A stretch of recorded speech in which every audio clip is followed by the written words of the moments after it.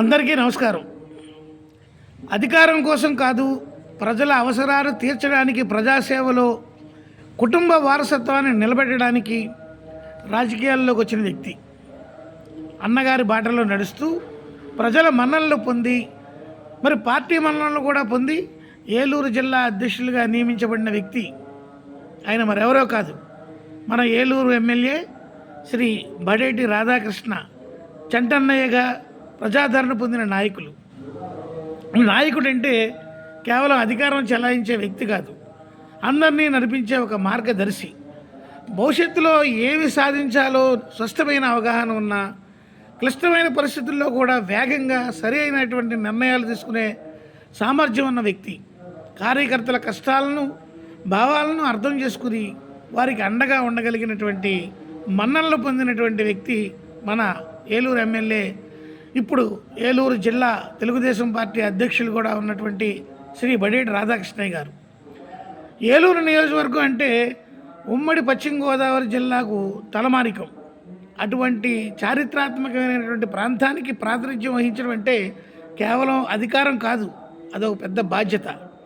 నేడు మన ఏలూరు ఎమ్మెల్యేగా శ్రీ బడేటి రాధాకృష్ణ చెట్టి గారు తలదైన శైలిలో పాలన సాగిస్తూ ప్రజల మన్ననలు పొందినటువంటి వ్యక్తి ఆయన. అలాగే వారికి ఎమ్మెల్యేగా బాధ్యతలు స్వీకరించిన నాటి నుంచి ఏలూరులో అనేకమైనటువంటి అభివృద్ధి కార్యక్రమాలకి బీజం పడింది. ముఖ్యంగా సాధారణంగా నాయకులు ఎన్నికల సమయంలో మాత్రమే ప్రజలకు కనిపిస్తారనే నానుడి ఒకటి, దానిని మార్చి నిత్యం ప్రజల మధ్య ఉండే నాయకుడిగా ఆయన గుర్తింపు పొందారు. ఏ సమస్య వచ్చినా సరే నేరుగా ప్రజల వద్దకు వెళ్ళడం, వారి సాధిక బాధలు వినడం ఆయనలో సహనం మరియు సేవాభావానికి నిదర్శనం. ప్రజా సమస్యల పరిష్కారం అయ్యే వరకు వెన్నంటి ఉండడం ఆయన నైజం. ప్రతినిత్యం ఉదయం ఇంటి వద్ద ఉన్న కార్యాలయంలో, తర్వాత నియోజకవర్గంలో ఉన్నటువంటి క్యాంపు కార్యాలయంలో మధ్యాహ్నం 2 గంటలకు పైగా ప్రజా సమస్యలను పరిష్కరించడానికి కేటాయిస్తున్నారంటే ఆయన ప్రజా సమస్యల మీద, ప్రజా సేవలో ఎంత ముందంజలో ఉన్నారో మీరే ఆలోచించుకోవచ్చు. మధ్యలో అధికార కార్యక్రమాలకు హాజరవుతూ తిరిగి క్యాంపు కార్యాలయానికి వచ్చి ప్రజా సమస్యలను పరిష్కరించడంలో పాల్గొనడం బహుశా రాష్ట్రంలోనే మొట్టమొదటి ఎమ్మెల్యే ఈయనే అని చెప్పడంలో అతిశయోక్తి లేదు. తిరిగి సాయంత్రం నుంచి మరి రాత్రి 9-10 గంటల వరకు కూడా పనిచేయడం ఆయన నిత్యకృత్యం.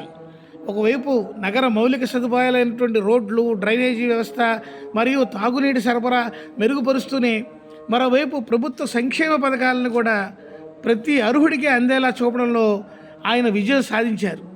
ఏలూరు అభివృద్ధి కోసం నిధుల సేకరణలోనూ, ప్రాజెక్టులను పూర్తి చేయడంలో ఆయన ప్రదర్శిస్తున్నటువంటి చొరవ అభినందనీయం.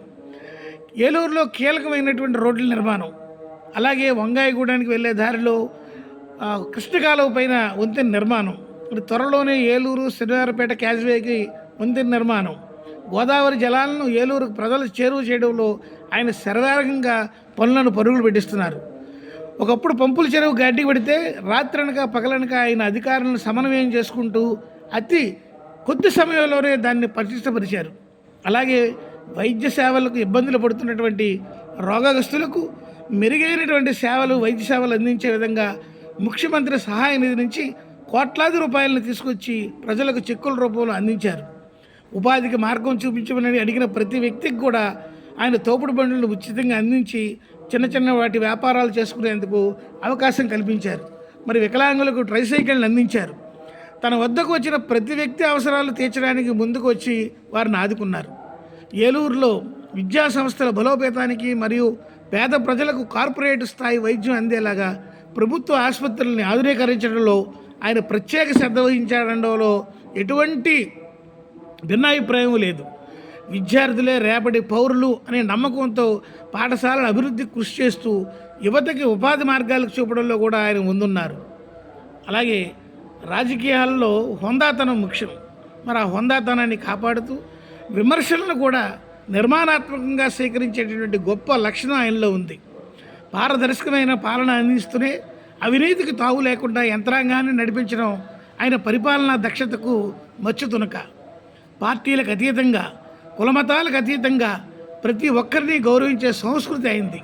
కార్యకర్తలకు అండగా ఉంటూనే సామాన్య ప్రజలకు భరోసానిచ్చే మరి నాయకుడిగా ఆయన ఏలూరు రాజకీయాల్లో తనకంటూ ఒక ప్రత్యేకమైనటువంటి స్థానాన్ని సంపాదించుకున్నారు ఆయన.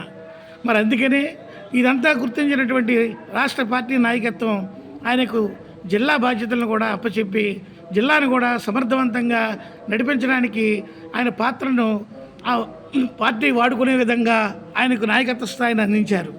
నాయకత్వం అంటే గద్దెనెక్కి పరిపాలించడమే కాదు, ప్రజల గుండెల్లో స్థానం సంపాదించడం.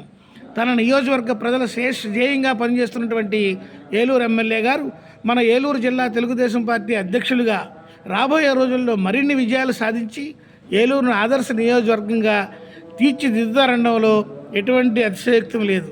అందుకనే మరొకసారి జై బడేటి, జై జై బడేటి.